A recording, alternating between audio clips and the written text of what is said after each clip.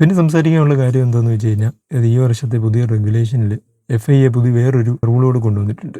ADO എന്ന് പറയും. അപ്പോൾ ഈ ADO എന്താണെന്ന് വെച്ച് കഴിഞ്ഞാൽ additional development and upgrade opportunity എന്നാണ്. അപ്പോൾ ഈ വർഷത്തെ പുതിയ റെഗുലേഷനിൽ ഈ ADO ഇംപ്ലിമെന്റ് ചെയ്യുകയാണെന്നുണ്ടെങ്കിൽ ഈ ടോട്ടൽ 24 റേസസിൽ 6, 12, 18 എന്നുള്ള രീതിയിൽ ഡിവൈഡ് ചെയ്യും. എന്ന് വെച്ച് കഴിഞ്ഞാൽ 6 റേസ് കഴിയുമ്പോഴത്തേന് ഇത് ടോട്ടലി ഒന്ന് ബെഞ്ച് മാർക്കിംഗ് ചെയ്യും. അതായത് 6 റേസ് കഴിയുമ്പം ടോപ്പായിട്ട് ലീഡ് ചെയ്യുന്ന ടീമുണ്ട്. ഇപ്പം ടോട്ടലി 6 റേസിൽ ഡൊമിനേറ്റ് ചെയ്ത് ടീമിന്റെ മറ്റ് ടീമുകളുടെ പവർ യൂണിറ്റിനെ ബെഞ്ച് മാർക്ക് ചെയ്ത് ടെസ്റ്റ് ചെയ്യും. അതേപോലെ തന്നെ 12 റേസ് കഴിയുമ്പോഴുള്ള ഡൊമിനേറ്റ് ചെയ്യുന്ന എഞ്ചിനുമായിട്ട് മറ്റ് ടീംസിന്റെ എഞ്ചിനെയും ഇതേപോലെ തന്നെ ബെഞ്ച് മാർക്ക് ടെസ്റ്റ് ചെയ്യും. അതായത് ഒരു എക്സാമ്പിളായിട്ട് നോക്കുകയാണെങ്കിൽ ഇപ്പം നിലവിലെ ഒരു സാഹചര്യം വെച്ചിട്ട് മേഴ്സിഡസ് ആണ് കംപ്ലീറ്റ് ഡൊമിനേറ്റ് ചെയ്തത്. മേഴ്സിഡസിന്റെ കേസ് എടുക്കുകയാണെങ്കിൽ മേഴ്സിഡസിന്റെ എഞ്ചിൻ വെച്ചിട്ട് മറ്റ് ടീമുകളുടെ എഞ്ചിൻസിനെ ബെഞ്ച് മാർക്ക് ടെസ്റ്റ് ചെയ്യുമ്പോഴത്തേന് ഇപ്പോൾ ഒരു 2 to 4% കുറവാണെന്നുണ്ടെങ്കിൽ, അവരുടെ പെർഫോമൻസ് ഇൻഡെക്സ് കുറവാണെന്നുണ്ടെങ്കിൽ മറ്റ് ടീമുകൾക്ക് 2 തവണ ഈ ഒരു അഡീഷണൽ ആയിട്ടുള്ള ഈ ഓപ്പർച്യൂണിറ്റി, അതായത് എഞ്ചിൻ പവർ യൂണിറ്റ് ഡെവലപ്മെന്റ് ചെയ്യാനുള്ള ഒരു ഓപ്പർച്യൂണിറ്റി കൊടുക്കും 2 തവണ. അപ്പോൾ ഈ 2 എണ്ണവും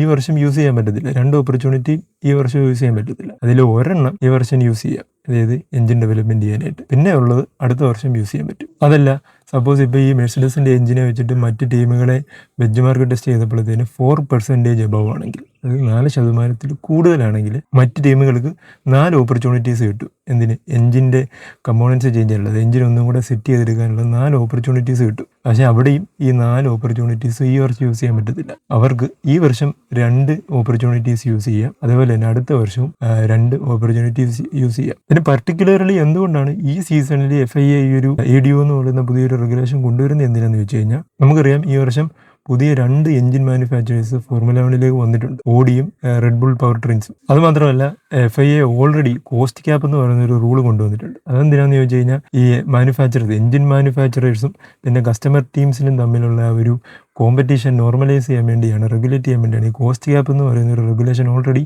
ഫോർമുല 1ലുണ്ട്. അപ്പോൾ ഈ കോസ്റ്റ് ക്യാപ്പ് എന്ന് പറയുന്ന ഈ ഒരു റെഗുലേഷന്റെ ഉദ്ദേശം എന്ന് പറയുന്നത് ഇത് തന്നെയാണ്. പുതിയതായിട്ട് വരുന്ന എഞ്ചിൻ മാനുഫാക്ചറേഴ്സിന് നേരത്തെയുള്ള എന്ന് പറഞ്ഞ എക്സ്പീരിയൻസ് ഉള്ള എഞ്ചിൻ മാനുഫാക്ചറേഴ്സുമായിട്ട് ഒന്ന് കിടപിടിച്ച് നിൽക്കാൻ വേണ്ടിയാണ് ഈ കോസ്റ്റ് ക്യാപ്പ് എന്ന് പറയുന്ന ഈ സംഭവം ഫോർമുല 1ലുള്ളത്. പക്ഷെ അതിലൊരു പ്രശ്നമുണ്ട്. അതായത് ഈ വാർ കാരണം 2 റേസസ് ക്യാൻസൽ ആയിപ്പോയി. അപ്പോൾ വാർ ഇല്ലായിരുന്നു എന്നുണ്ടെങ്കിൽ മയാമി ഗ്രാൻഡ് പ്രി കഴിയുമ്പോഴായിരുന്നു ഈ ഒരു ബെഞ്ച് മാർക്ക് ടെസ്റ്റ് ചെയ്യേണ്ടത്. അപ്പോൾ ഈ ഒരു 2 റേസ് ക്യാൻസൽ ആയതുകൊണ്ട് മേ ബി ഈ ഒരു മൊണാക്കോ റേസ് കഴിയുമ്പോഴത്തേനായിരിക്കും ഈ ഒരു ബെഞ്ച് മാർക്ക് ടെസ്റ്റ് ചെയ്യാൻ സാധ്യതയുള്ളത്. പക്ഷെ അപ്പോഴത്തേനും മെഴ്സിഡസ് നല്ലപോലെ ലീഡ് ഉയർന്നു. അപ്പോൾ ഈ കോസ്റ്റ് ക്യാപ്പ് ഇൻഡെക്സ് അനുസരിച്ചിട്ട് നിലവിൽ ഇപ്പോൾ ഈ എഞ്ചിൻ മാനുഫാക്ചറേഴ്സിന്റെ ഒരു ഇൻഡെക്സ് എന്താണെന്ന് ചോദിച്ചു കഴിഞ്ഞാൽ, ഫെറാറി 100.8%, ഓഡി 100.2% ഇരിപ്പുണ്ട്. പിന്നുള്ളത് ഹോണ്ട, അവർ 104%, പിന്നെ റെഡ് ബുൾ പവർ ട്രെയിൻസ് 101%ലുമാണ് ഇപ്പോൾ ഉള്ളത്. അപ്പോൾ ഈ ഇൻഡെക്സ് വെച്ച് നോക്കുവാണെങ്കിൽ ഓഡിക്ക് മെയിനായിട്ട് ഒരു അപ്ഗ്രേഡും കൂടെ ചെയ്യാൻ പറ്റും. അതേപോലെ ഹോണ്ടയ്ക്ക് 2 അപ്ഗ്രേഡും കൂടെ മെയിനായിട്ട് ചേഞ്ച് ചെയ്യാൻ പറ്റും. പക്ഷേ ഇതിൽ വലിയ ചാൻസ് ഒന്നും ഇല്ലാത്തത് ഫെറാറിക്കും റെഡ് ബുള്ളിനുമാണ്. കാരണം അവർ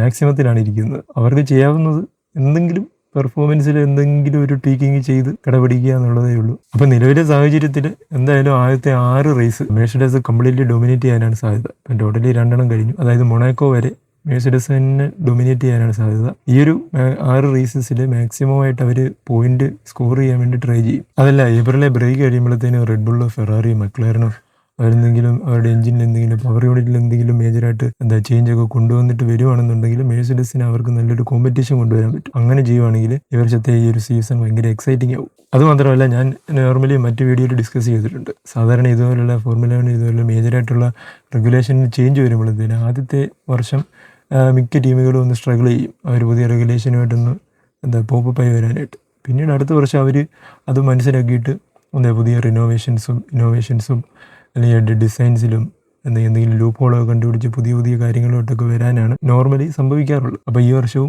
അങ്ങനെ സംഭവിച്ചു കഴിഞ്ഞാൽ നല്ലതായിരിക്കും. ഈ ചാമ്പ്യൻഷിപ്പ് ഒന്നും കൂടി ഒന്ന് എക്സൈറ്റിംഗ് ആക്കി എടുക്കാൻ പറ്റും. അപ്പോൾ നിങ്ങൾക്ക് ഈ ഒരു വിഷയത്തിൽ എന്തെങ്കിലും കമൻസ് ഒക്കെ ഉണ്ടെന്ന് കമൻറ്റ് ചെയ്യുക. അതുമാത്രമല്ല, ഞാനിപ്പം ഓഫ് റോഡ് സീരീസ് ചെയ്യുന്നുണ്ട്. അതിപ്പോൾ ഈ ഒരു ഫോർമുല 1 വന്നുകൊണ്ടാണ് ഞാനിപ്പോൾ സ്റ്റോപ്പ് ചെയ്ത് വെച്ചേക്കുവാണ്.